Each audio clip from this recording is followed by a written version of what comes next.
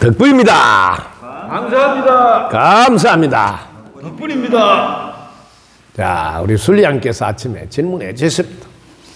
우리 주위에 돌아보면 참으로 우리 IT 산업이 발달돼서 컴퓨터를 개발해서 우리 지금 핸드폰 이런 것, 노트북, 뭐 PC, 컴퓨터 이런 거 다 우리 곁에서 편리하게 사용하는 반면 이걸 통해서 상업하면서 게임이라든지 심지어 노름을 하게 하고 뭐 이렇게 혹은 또 야동이라 해서 성적으로 이렇게 자극을 해서 사람들 아이고 너무나 안타깝게도 그런 쪽에 중독이 돼서 빠져 있는 사람들이 계속 늘어나고 있다.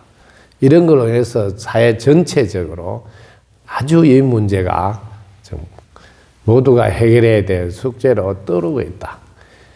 자, 여기서 여러분 중요하게 한번 볼 필요가 있습니다. 자, 이런 걸 만들기 위해서 들어가는 개발비. 자, 이걸 가지고 영업을 해서 돈을 벌어서 그 개발비를 다 환수하기 위해서 돈을 받고 이런 것을 상품을 내놓고 있습니다. 자, 그러면 그걸 본 사람이 어떤 일이 생기세요? 올바른 마음으로 바른 생활을 하면서 바른 습관으로 잘 살까요? 중독이 되어서 나락에 떨어지고 지구에 와서 사람 노릇 제대로 못하고 자기만 그런 게 아니고 가족까지 힘들게 해서 이게 사회 문제로 번져서 국가가 이걸 해결하기 위해서 돈을 지금 계속 쏟아붓고 있습니다.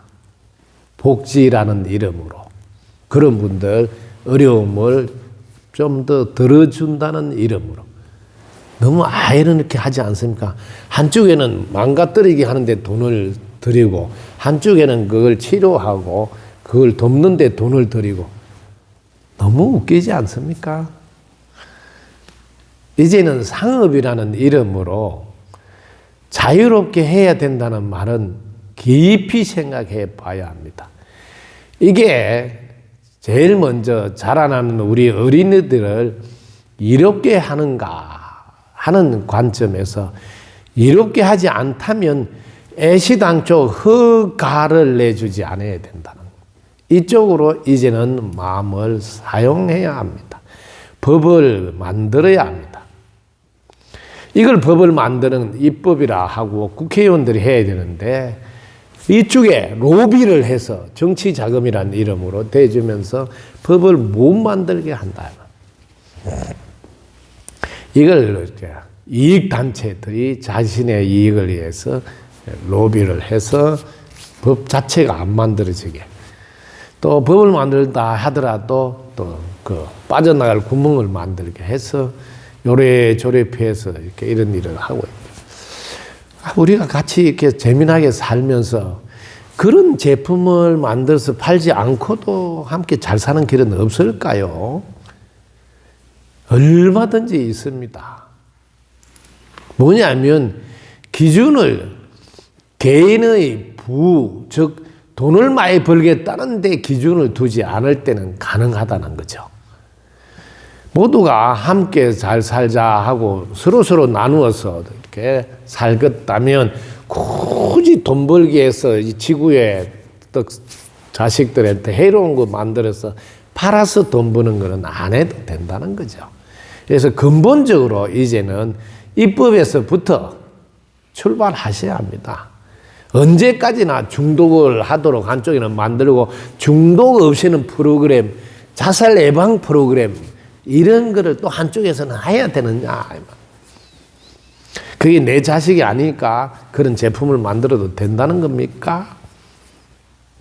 실제로 여러분들이 알고 있는 세계 최고의 회사, 거기에서 이런 게임을 만드는 분이 너무 양심적으로 마음이 아파서 나와서 고백했습니다.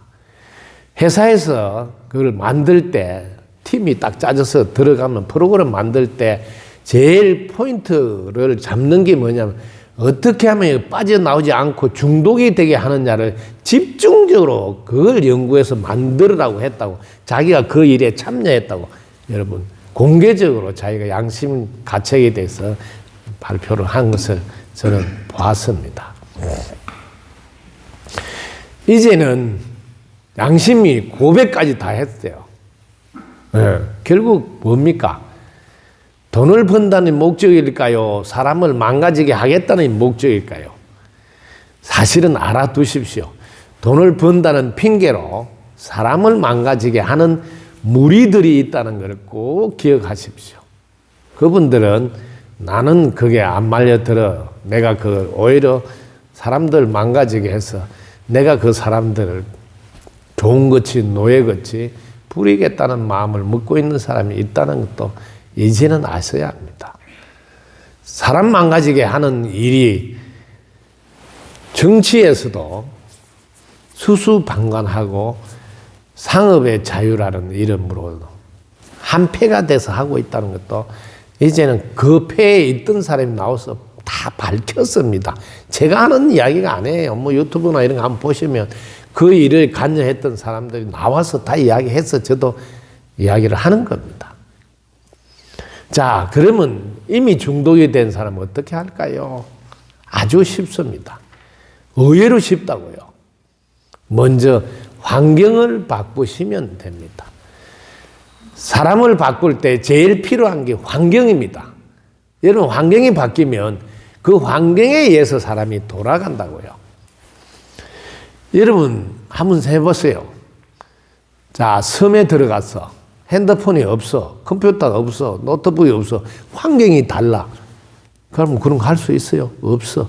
이와 마찬가지로 환경이 바뀌면 사람은 또 거기에 적응해서 살게 되어져 있습니다. 그래서 많은 사람들이 새 출발 해보겠다 하면, 야, 어디든지 뭐 수련하는 데 있냐, 뭐 마음 공부하는 데 있냐, 한 일주일 해보러 가야 되겠다든지, 뭐 한 달 가서 하고 와야 돼. 혹은 100일 출가를 해서라도 해봐야 돼. 이런 게 뭐예요? 환경을 바꾼다는 것이 첫째예요. 그때 환경을 바꾼 상태에서 내 습관을 완전히 만들어버리면 환경이 그 자리에 돌아갔을 때도 습관이 되어져 있으니까 괜찮다는 거지. 근데 환경을 바꾸기 위해서 노력하지만 습관까지 안 바꿨을 때는 도로 그 자리를 가보면 쉽지가 않다는 거죠. 그래서 꼭 환경을 바꾸라고 이야기해주고 싶고, 바꿨을 때 두 번째 습관까지 바꾼 뒤에 다시 복귀를 하라. 이 이야기를 꼭 해드리고 싶습니다. 왜? 그게 가장 쉽기 때문입니다. 사람은 본인의 의지로 하려고 하지만 환경이 그걸 받침해 줄 때 쉽게 해낼 수가 있다는 겁니다. 자, 많은 분들 그동안 환경은 그대로 두고 해결을 해보려고 하지는 않았는지 돌아보시기 바랍니다. 제일 중요한 포인트 하나를 짚으세요. 이렇게 사는 것은 차라리 새로 삶을 사는 게 더 낫다. 심한 말로 하면 자기가 나는 막 죽는다 하고 그러면 차라리 죽어서 새로 태어나서 사는 게 더 낫다고 마음을 크게 가지시라고. 거기 겁이 나서 또 그럼 1시간만 해라고 또 그 중독하는 걸 도와준다고요. 타협을 한다고요. 왜? 죽을까 봐가 더 겁나니까. 바르게 하루 사는 게 더 중요할까요? 죽을까 봐 겁이 나서 안 좋은 습관을 계속하게 하루라도 더 연장해서 살게 하는 게 중요할까요? 지금 살고 있다가 중요할까요? 잘 산다가 중요할까요? 왜냐하면 우리 삶은 연결되어 있다고요. 숨 떨어지도 또 살아야 된다고요. 확실히 알았어야 됩니다. 습관은 다음 생에 또 이어진다는 거죠. 그래서 예를 들어서 술 중독으로 돌아가신 분이 돌아가신 뒤에 얼마나 후회하는지 아십니까? 후회하면서 자기 자식이 그걸 닮아가 똑같이 하고 있으니까 계속 그 자식한테 가서 그러지 말라고 하고 싶은데 그때는 이미 그 자식은 못 알아들어요.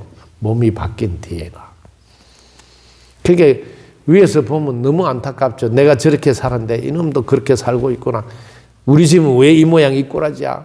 이건 다 내 때문이네 하고 또 돌아가신 뒤에도 그렇게 후회하면서 가슴을 친다고요. 그런데 살아서 이걸 바꾸어서 넘어가야 되지 않겠습니까? 칼을 뽑으셔야 된다고요. 죽겠다고 하는 자는 살아남더라고요. 살겠다고 발부둥 친 사람은 제대로 살지 못한다고. 왜? 타협을 하기 때문에. 이번 기회에 내가 두 가지 중에 하나, 차라리 이걸 하다가 내가 석반 이걸 바꾸다가 죽어도 좋다고 목숨을 걸어야지 이게 내가 의지가 몸을 이긴다고요. 그래서 이렇게 극복한다고. 왜냐하면 다음 생에 또 이어서 그 행동을 하기 때문이라는 거죠. 어마어마한 일이죠. 칼을 뽑으세요. 하루 살더라도 멋지게 신나게 모두를 행복하게 하는 삶으로 살아보자 하고 말입니다. 여러분 덕구입니다. 감사합니다. 감사합니다. 덕분입니다.